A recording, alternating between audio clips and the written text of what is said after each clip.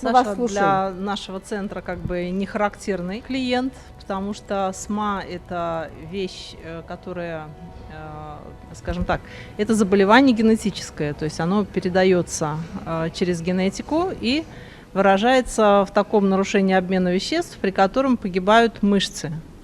Aha.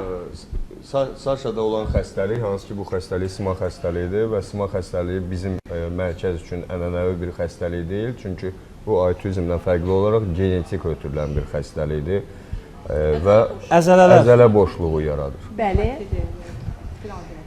И, собственно, мы вот его приняли, чтобы...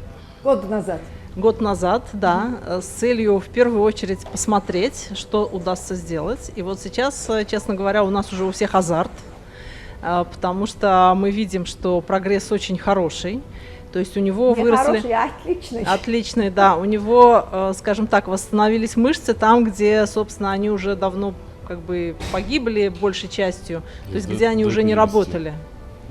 Biz təbii ki, ənənəvi olaraq bizim mərkəzin belə deyək də, tipik bir növ müalicə metodu deyil idi, SMA.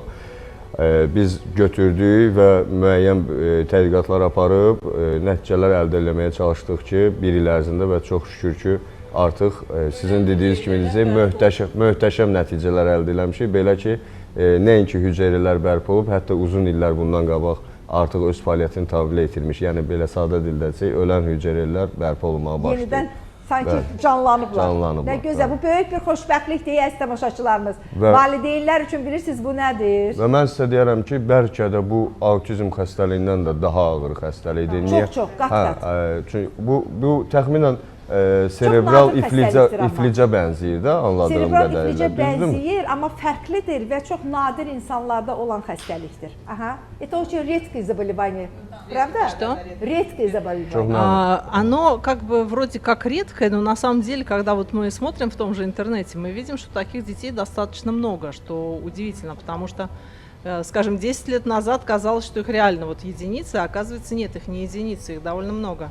10 il bundan qabaq hesab eləyirdik ki, nadir xəstəlikdə az tapılır, amma indi araşdıranda, o işlə məşğul olanda anlaşılır ki, bu xəstəlik artıq artıb. Artıb, deməli var. Вот, и самое главное, вот на этой неделе Саша смог встать сам в ходунках. Да, сегодня мы с ним как раз это обсуждали, и я ему говорю, ты смог? Он так, смог. Гордый такой, да, смог.